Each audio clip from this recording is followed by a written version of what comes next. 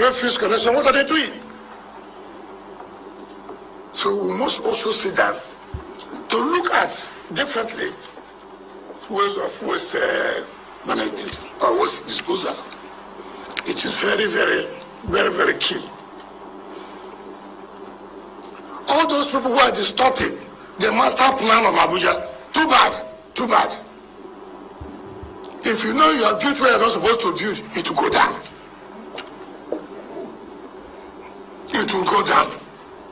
Be a minister of anywhere, be an ambassador. If you know you have developed where you're not supposed to develop, your house must go what? Down.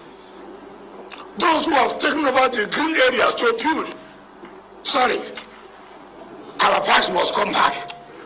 The green areas must come back. If you hate green, you must hate yourself. So if you know you have anybody who is involved that have taken over the green areas, have taken over the parks, to where you now do restaurants, no, we will not accept that. Sorry. All right, that's former governor of Rivers State, now minister of the Federal Capital Territory, as in Nwoyesom Wike, talking about the FCT there and what he believes should be the right thing. If you know anyone who has built where they're not supposed to build, please advise them to go maybe move the property, because the new FCT minister is talking tough and he may not be taking that. My guest this morning is Ambassador Chibuzo Okereke, who is the convener of the National Political Equity Movement, NPEM. We'll be talking about the ministerial inauguration and the job cut out for the ministers and other issues in the polity this morning. Good morning, and thank you so much for joining us, Ambassador Okereke.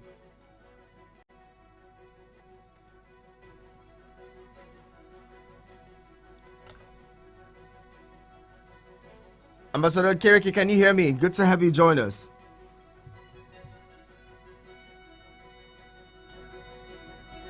All right, it seems like we have another connection problem now. Well, I'll let you in on what the president was saying yesterday at that inauguration, where he made a very, very interesting comment about the job of the ministers and what it is required of them in this renewed hope government. Let's listen to the president.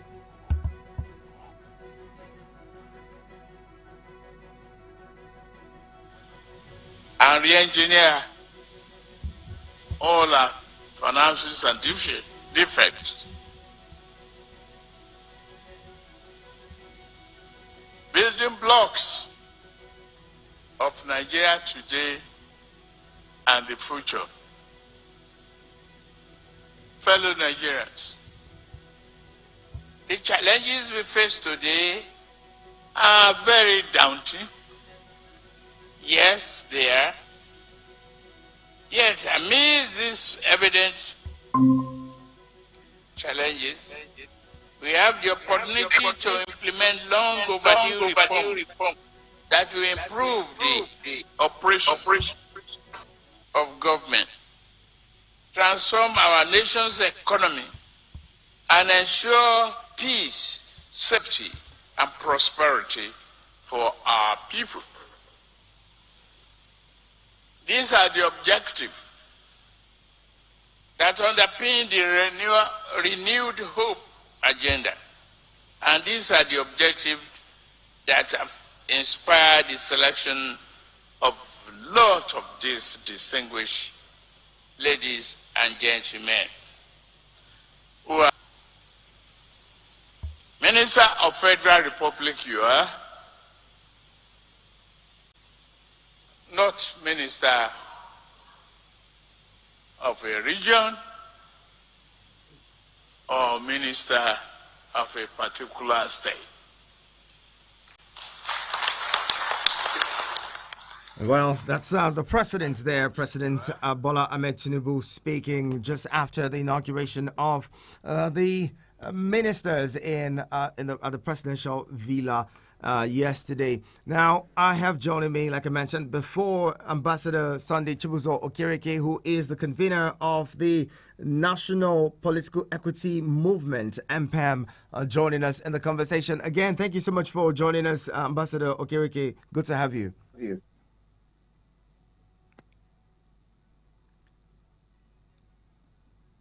Ambassador Okereke, you may want to mute and mute. Good morning. Well, good to have you join us. Pleasure.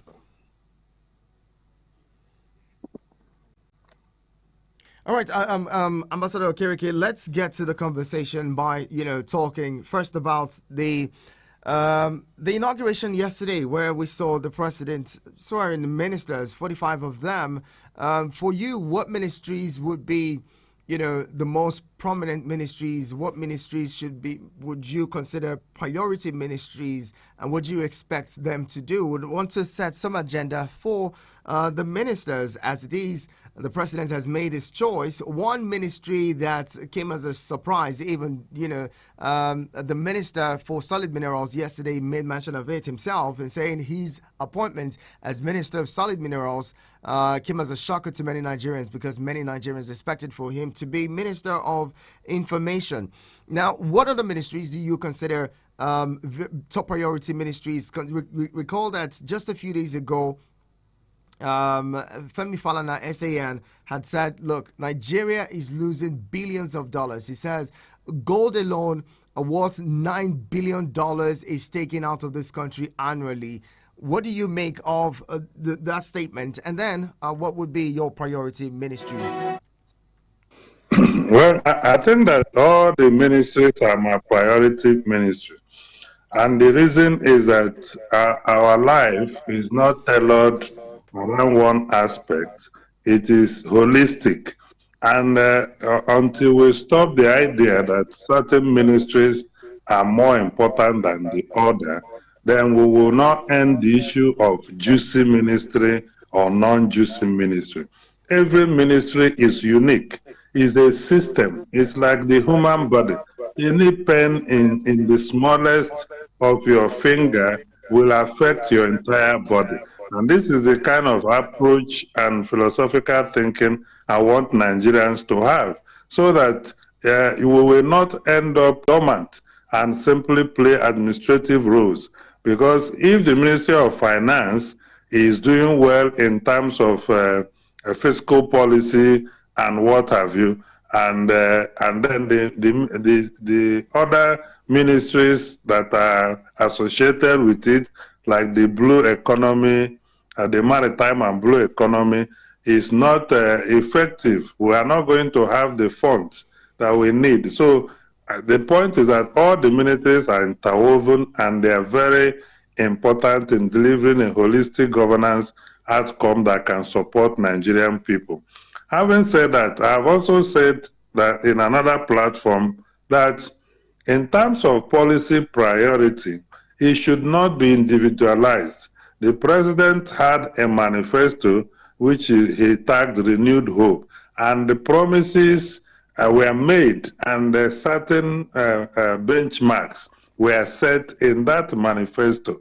The job of every ministry right now, I think, is to first of all receive all the transition documents, study the transition documents that were submitted through the PAMSEC to the new ministers, and then assess what you have on ground, and then develop a roadmap that responds to both the manifesto of the president and then the new dynamics. Because since that manifesto, the world is a dynamic place. At the time the president was making the manifesto, a dollar at that time was about 700 and something. Today is almost 1,000. So certain parameters have changed, which will also affect the policy proposal that has been made. Without this roadmap, clear plan of action, we will not have the kind of result that we need. For instance, I'm one of those who has praised the separation of maritime and blue economy from the transportation ministry. And this is because all over the world, the blue economy and maritime sector is a multi-trillion naira industry that even Ghana here, has made effort to harness better than Nigeria. Today, we have ships, preferring to dock at different countries rather than Nigeria. That is because we have left that important sector to only the activities of the MPA. All even our local coastal, fortunes have been abandoned, and that is a problem. Another one that is also very good is the one you mentioned about solid minerals development, separating it from the former mines and steel. And this is very crucial because if you look at it, our legal framework has focused more on oil and gas. Even the local content is about oil and gas. We don't have much about solid minerals. We don't even have, the national policy on solid mineral development has been, under the carpet for a long time. So having a ministry dedicated to it is very, very important. And the issue about, I think what Honorable Minister Dera Aleke was talking about is, and people like us have also argued in terms of competence, in terms of his ability to hit the ground running. He has abundance of experience as an administrator and media guru, but that is a very technical sector that is very connected to security and insecurity, right? And that sector has to do with exploration. Therefore, he is going to bring a technical assistant that is an expert to work with him, but that will not also, show the fact that that is not his core competence sector, which means it's going to take him more time to make certain decisions because he will need time to understand the area. This is the fact of life.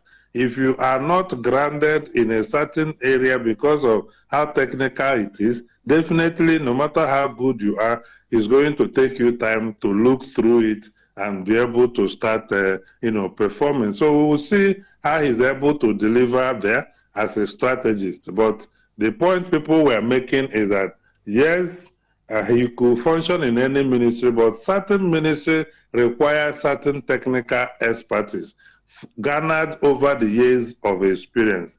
Just like sending him to the Attorney General's office. He will need other eyes to be able to look at, give a legal opinion on critical government legislation and all that, because it's not his core competent area. And that was the argument that were being made. Another one, that is also very important is the FCT. The FCT ministry, I'm particularly happy with the minister that was sent there. No matter what you think about Wike, he is somebody that has passion for results. And what has been lacking in our system is that urgency and the passion to see things done and done rightly, and people can see results. I'm sure many of us that are in Abuja, you can testify that this is not what a federal capital should be. Within the AMAC and the Abuja metropolis, we don't have lights. Everywhere is bus stop, across. So cities are not organized that way. We are not, we are unique people, and we have great ideas and innovation, and we can do better than what we are doing now. We don't even have proper mass transportation system in FCT. We don't have emergency route for fire service. We don't have emergency route for hospitals and ambulances. If there is emergency at the maybe we say two, for instance, there is no way an ambulance can successfully go to National Hospital or Federal Medical Center without dragging road with, taxi people and every other person. And they will not even, we don't have the culture of seeing an ambulance and say, no, this is even more important than a politician moving with a convoy, because it's carrying a citizen who may be battling to survive, one issue or the other, or fire service people going to tackle a fire outbreak. They have no roads where they have to follow. So that was a fundamental gap in the urban policy design of the FCT. Hopefully, we'll see how these things are able to be resolved. So the minister, I'm sure yesterday, he was making news and saying, if you built in the wrong place, your house is done. And some people have criticized. And I say that I know he's a lawyer. Things will be done by the rule of law, and nothing stop people from challenging government action that is not grounded in law in court and what have you. So we only want every single minister to work according to the rule of law. And there's one important oath they recited during the oath taking. They said, I shall deal with all manner of people equally, without favoritism, and anything. So, and that is very, very key to promoting unity, national loyalty to the country, and, delivering inclusive governance that is not, if all of them should be able, at every time they have to make a decision, they will deal with all manner of people equally, Nigeria will be, a better place. So, in terms of the other ministry that are in charge of the economy, you already know our Naira is grossly devalued. We are having FS challenges. We are having oil theft. We are stressed fiscally. Our revenue to GDP is nearly 90-something%, and we have over 77 trillion debt portfolio. So the country is facing a huge challenge.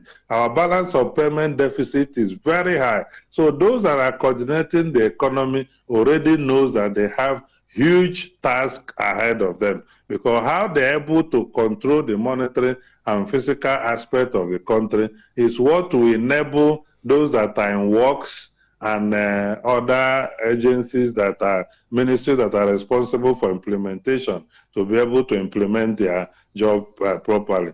And finally on this, the Ministry of Humanitarian and Poverty Alleviation is very, very critical.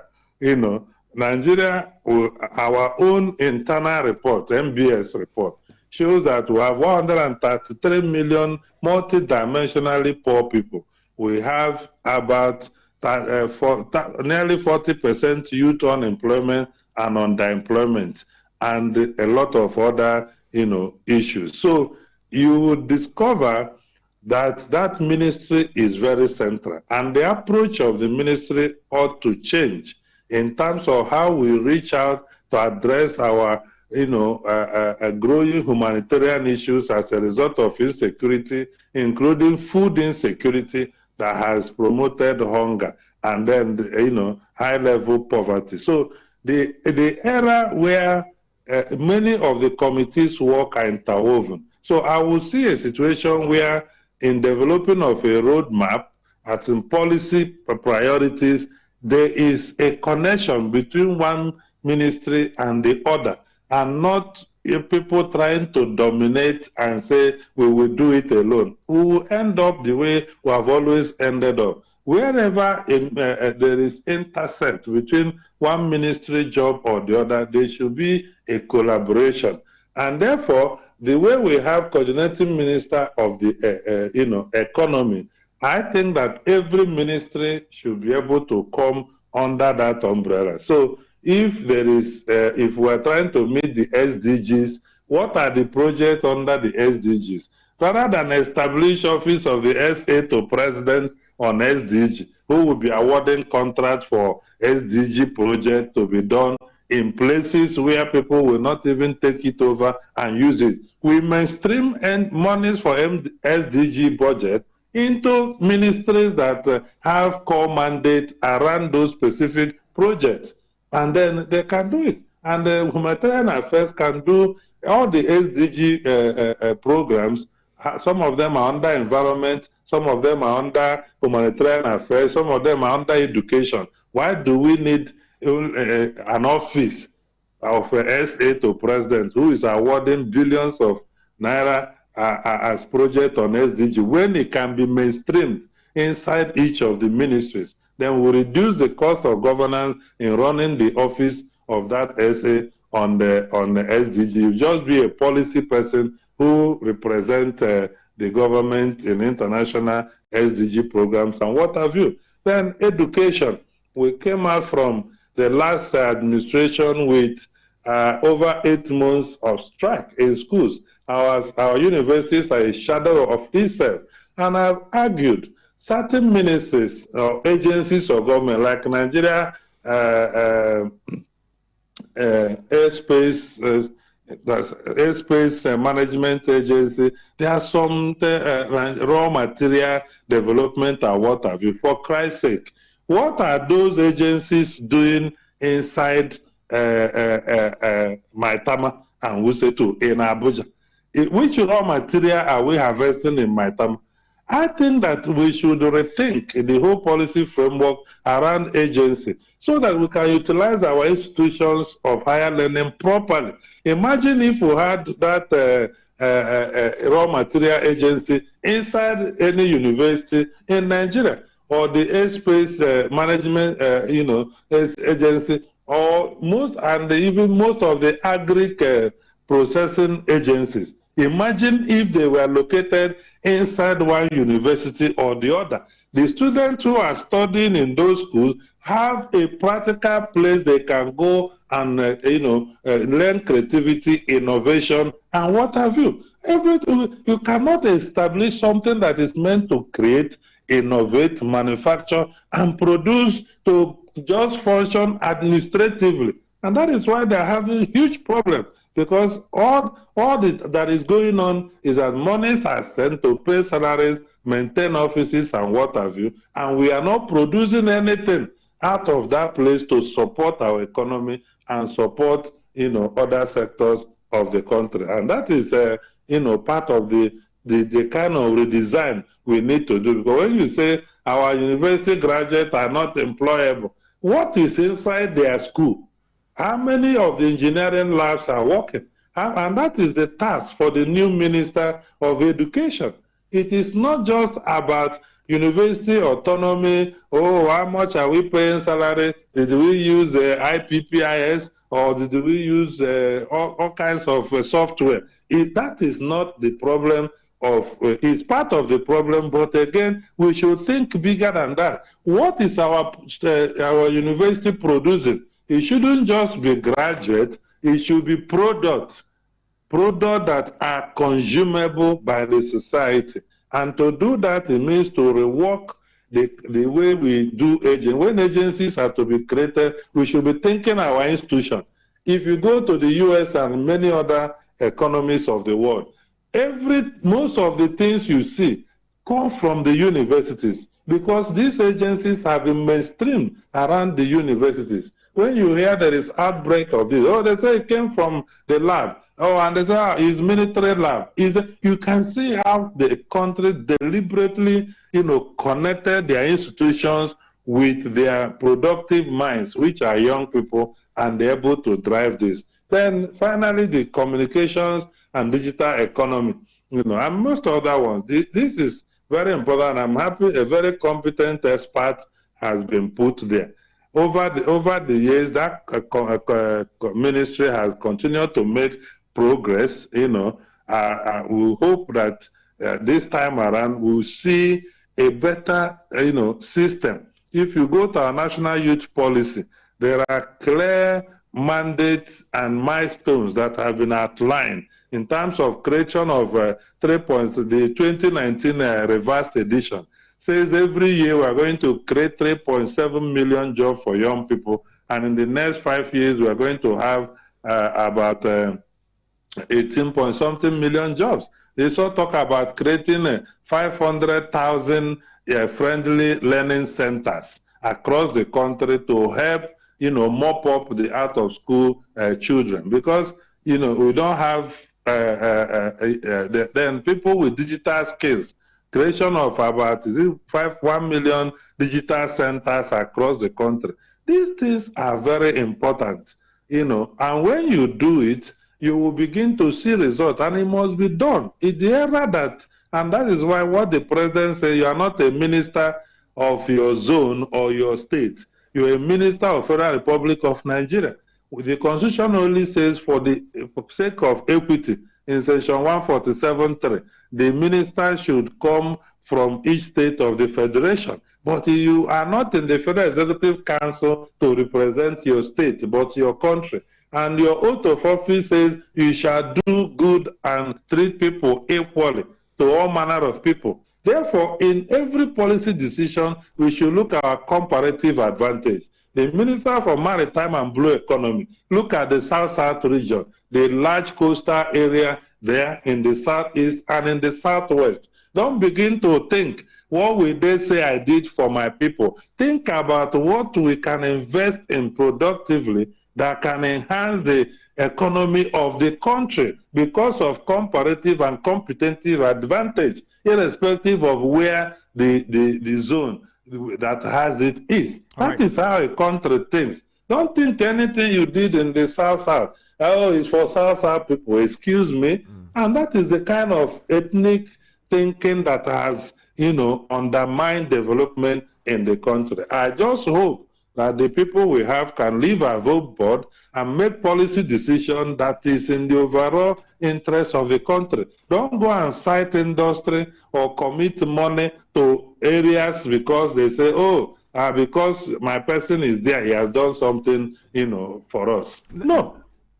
Very well. Still speaking of job creation, in 2017, the sole administrator of the Ajaokuta Steel Company had said that the company has... You are muted. I can't... Okay. Oh, sorry. Now, can you hear me? In 2017, the sole administrator of the Ajaokuta Steel Company had said that the Ajaokuta Steel Company had the capacity to employ about 500,000 direct and indirect create direct and indirect employment upstream and downstream for Nigeria. Now we have a Minister of Steel Development, one who is from Kogi State, Shaibu Audu. What do you think that this minister should be doing to ensure that at least the Ajaokuta Steel Mill kicks off the ground? It's been over 4 decades since 1979 when the Ajaokuta Steel Mill was inaugurated. Founded. What do you think he needs to do as quick as possible? Over time, we saw the Buhari administration try to get the Ajaokuta Steel Company off the ground, but it never succeeded. Throwing lots of monies into it, but it never really kicked off. What do you think this one can do differently to ensure that that steel company comes alive? Well, first, I think that coming from Kogi State may just be an incentive. It's a federal government investment. And number 2 is technology have changed. More than 40 years ago, technology has changed. Maintenance turnaround has changed. Engineering has changed. We have more digital machines today doing steel like before. So my counsel to him would be to bring in technical expertise to study what we have on ground. It's not about what people come... When you come on air and say we are going to produce 500,000 jobs, it's just like telling me, we need to return to the granite at the pyramid in the north that we were having in the 60s and 70s. Now, nobody bothered to ask, why were we having pyramid? Is it a result of productivity or because we don't have the capacity to do value chain addition? And then we form a pyramid and most of them start damaging from ground. So people hear about pyramid, they thought that we were really producing at the time. That was why we had a pyramid, and to today, people are still doing rice pyramid. Those who have capacity to do value chain creation and process what they have will not form a pyramid. The product will be in the market. And that is the thinking that should come into Ajaokuta. Let us study what we have. What do we need? And it should be an honest assessment. How much decay do we have? What are the legal issues? Because I understand some people are in court and all that, challenging all kinds of things, telling government they will pay so amount of billions before they can take over, all kinds of things. So the president and the minister, they have to bring all these stakeholders on ground. We have studied this place. This is what it can produce for us. This is how much we need to invest. How do you sacrifice if maybe you have a genuine case in court against the factory? How do you sacrifice for your country? What kind of compensation will you get? That honest conversation should be able to happen. And then we should look at new capacities. It shouldn't be, Ajokuta should not continue to be the only song after 40 years because the technology there is obsolete. And we will look at we will assess how do we develop new ones, you know, with modern technology that can even process our steel faster and for us to be able to consume it. We consume a lot of steel and most of them are imported. It shouldn't be. So it's about being honest. The Nigerian case has gone beyond competency and capacity. People have it. Most of the ministers have competency, they have capacity, but we have a lot of clog in the wheel of our progress. So the honest public service, being able to implement our policies honestly is very, you know, being dedicated, be able to have a to-do list and tick your boxes at the end of every week. In the next 3 months, this is what I want to achieve. A certain woman came to the House of Rep and made a lot of revelations about Ajokuta and what was going on. Till today, nothing happened. The woman is alive. Her testimony in the House of Representatives was a public testimony. It's all over the place in the media. So I wish him well, but he should not only focus on, because right now he's from Kogi. He has been boxed into the corner and may have been caged to not have the ability to think outside Ajokuta because people cannot watch him start going to Kaduna to talk about another steel factory or collaborate with private sector to do it in another state. They will probably start looking for how to burn his house. At all these years, we want Ajokuta to work.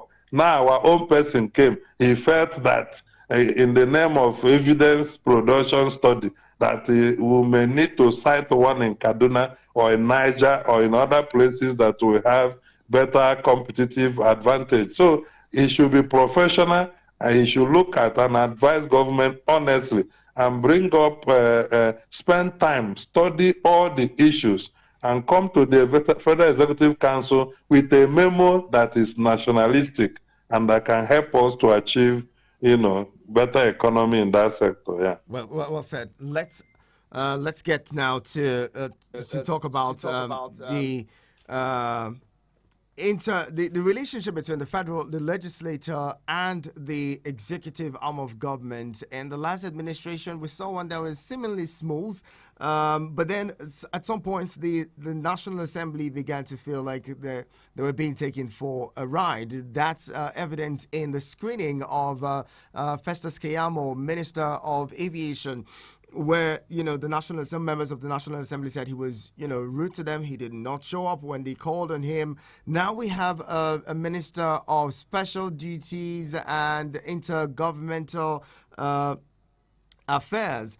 What do we do with what do you make of the relationship between the executive and the legislative arm of government? Do you see a smooth working relationship like it was in the 9th Assembly?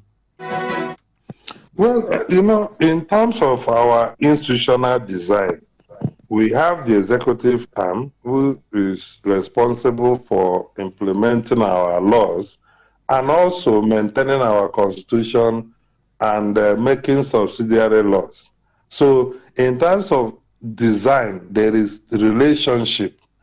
If the legislature doesn't pass the law, or let's even use the common one that everybody knows, the Appropriation Act, in the Constitution there is already a problem. So when the legislature passes the Appropriation Act, the president will be required to sign it into law and then they will start implementing it based on finances that they have. Where we have problem, where people bother, about is when the executive thinks that, okay, because this is our government, anything we send to the National Assembly ought to be reproduced verbatim. It doesn't happen so, because in the National Assembly, you don't have a figurehead who is the master and other people are his servant. No, this is a place where you have leadership among equal, and then this is first among equal. The process is procedural. No matter what the president sent to the Senate president or the speaker, the rule is that he has to read it at plenary. Whether if it is a national security problem and that may not be read publicly, he has to read it during the executive section. Members have to contribute to debate and they will agree on a position. Unlike in the executive arm where what the president wants is what you do. And when you do that, if you say no, it's either you resign or you start having problems. In the National Assembly, you have to disagree to agree. People have to argue policy proposal, and it will come out. So I think, yes, the president already has SA to the National Assembly on Senate and House of Rep. Now they have Minister for Special Duties and Intergovernmental, affairs. What most times those ministers do not even have so much role to play around the management of relationship, because the president of the country already have a way that he relates with leadership of the National Assembly. My advice is mutual respect. You see, mutual respect is key, because the way the National Assembly is designed, they will lose the confidence of the people. They will continue to have low perception. They will continue to have high corruption perception index. They will continue to be seen as though representing themselves and not the people, if they are not ensuring robust debate on government proposal and allowing access to proper civil participation and engagement of stakeholders. That is very, very important. Right. So this when that is not happening, if for instance the minority whip during that of the Senate, Senator Darrington Wokocha, during that particular screening, if he didn't bring out that matter up, maybe we will not have Minister Fesu Kayamo ever understood the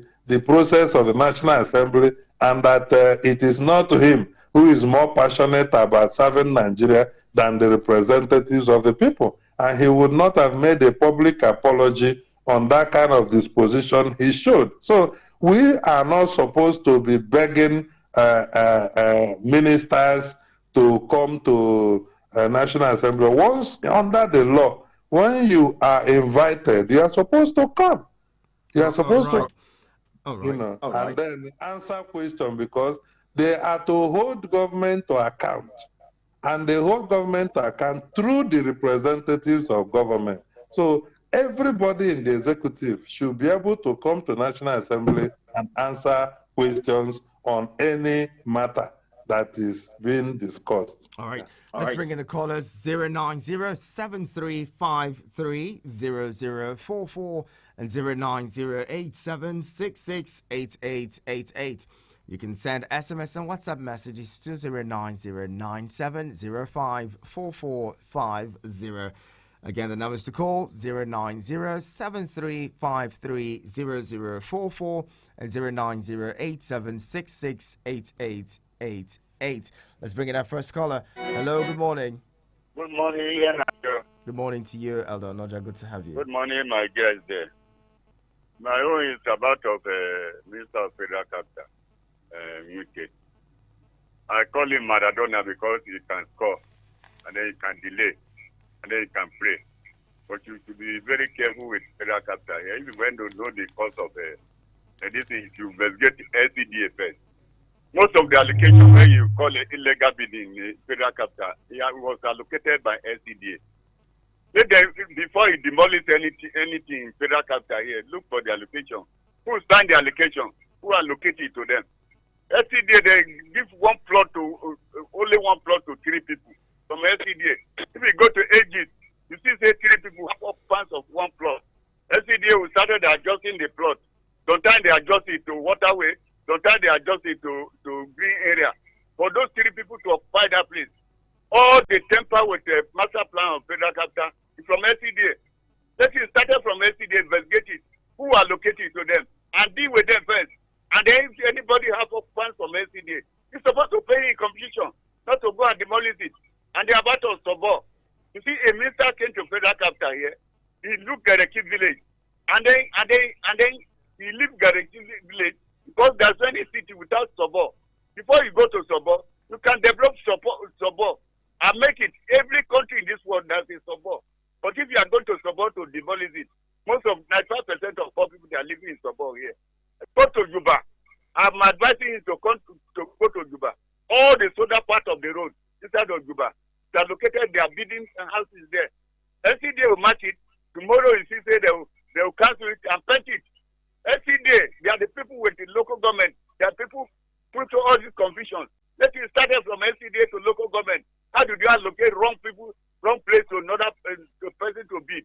Because if you look for flood, they give me occupants. I don't know whether that place is wrong or not. All right, I'll start bidding. All right. You should look for people sign in the application first. All right. Thank you very much. Thank God you. bless Thank Nigeria. you for calling.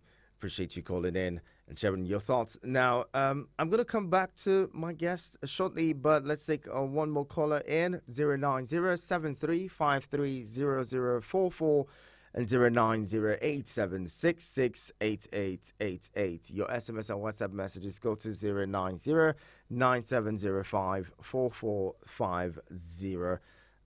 Fortunate that one dropped. Now, coming back to, let's come back to you, Mr. Okereke. You see, the Elder Noja's concern is about the FCT minister and what they consider the threat. What some people consider the threat, he made to Abuja residents yesterday. He's saying, look, don't start with the people. Go to the FCDA and investigate some of those people who are racketeering land in the FCT, who are assisting land grabbers and also allocating lands to multiple owners at the same time. Before you respond to that, let's bring in this caller so that you can just respond to both at the same time. Again, it dropped. Well, go ahead and respond to Elder Noja. Well, I don't think if you have followed how Governor Wike operates, is not a threat. It's just a statement of purpose and a direction on how he intends to function. And the issue of demolition is not the only thing he said. And if you listen to the context of what he was saying, it was more about the big men, that the big men who has used their position and power to distort the Abuja master plan, that you know that those houses will be brought down. And then in terms of many people who receive allocation of lands and they are not developing it over the years, and that is not how our economy and the housing sector develop, that they should be able to do so instead of using it as land speculators. But I believe you can be sure, I'm sure that even in the FCDA and everywhere, a lot of people will be adjusting themselves, with the kind of minister they got. Wike cannot move to demolish anything the way he operates. He cannot move to demolish anything just based on a list brought to him by FCDA people or advice. He is going to do thorough assessment and investigation. And one exciting thing is that he has capacity to do so. He has men and women and himself, have capacity to investigate and be sure and even resolve.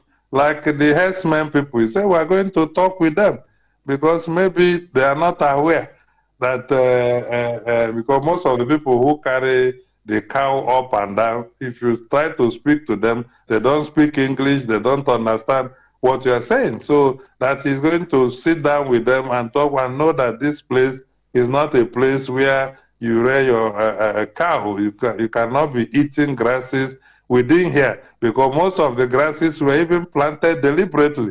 So I don't think he has threatened anybody. It's a statement of fact that the kind of flooding happening in Abuja and many other issues that is caused by some kind of distortion or the other. Okay. Going to do enough study and investigation before he tries to demolish anything. Yeah. All right. Well said there. Let's, in 1 minute, what would you make of the president reserving the Ministry of Petroleum for himself? Now we have the Ministry of Petroleum Oil, and we have the Ministry of Petroleum Gas Resources. What do you make of the? Some people say, look, why do we have the president always holding on to the Ministry of Petroleum, even when that may not be the area of expertise? What do you make of that argument?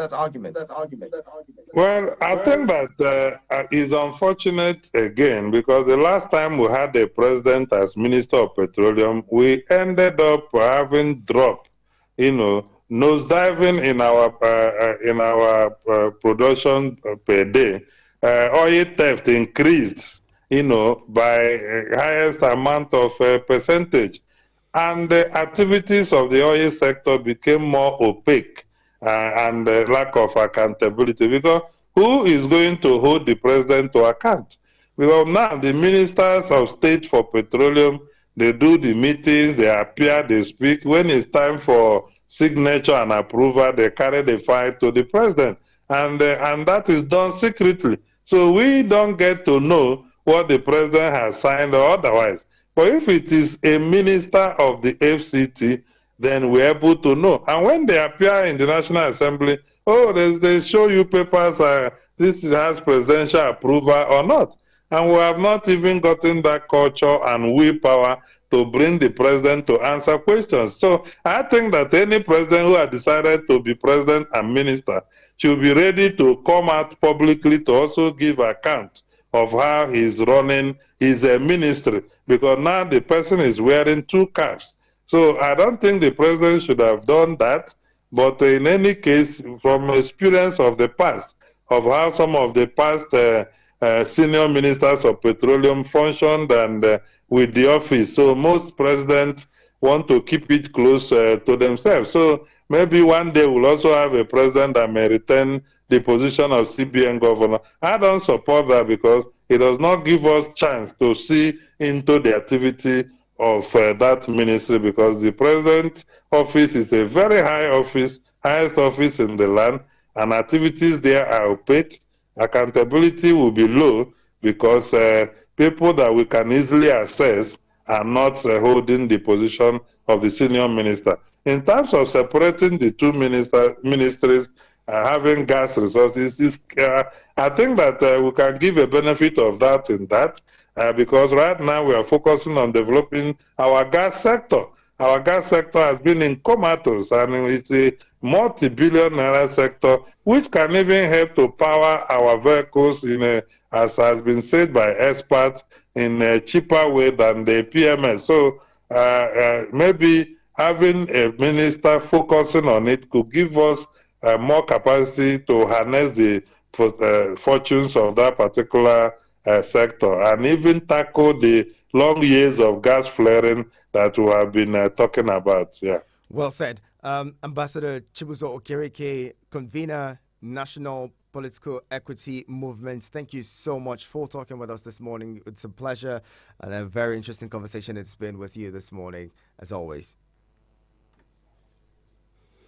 Thank you for joining us. And that's where we'd love to leave the conversation. To everyone who's been a big part of the conversation today, thank you very much for being there. The conversation continues right here on your radio experience. You can count on Martha has got you on the Midday Extra, and she's got her face bit on. Martha, what's up? What's happening? Good. Where you going today? I just needed to remind y'all that I'll be a cute girl, It's been a minute. It's good. We like it. Yeah. We like it. What's happening on your show? Yeah. Let's talk about how people make promises without even studying their office. Make promises? Yeah. Are you talking about the Minister of the FCT? No, humanitarian affairs. You want to alleviate 133 million Nigerians. Only me. To alleviate me, it's hard. Then you want to do 133 millions? Come Just on. give them a benefit of the Let's doubt. be realistic. Let's see what happens. No, it's You not don't know. She might have the master stroke, or even a magic wand to magic turn what? things around. Magic You never wand? know. You never know what The people thing have, is, you know what or you're what doing. people are going to do. You are bringing unnecessary. You're giving yourself on. You're putting yourself Undue under pressure. unnecessary pressure. I can You say. know.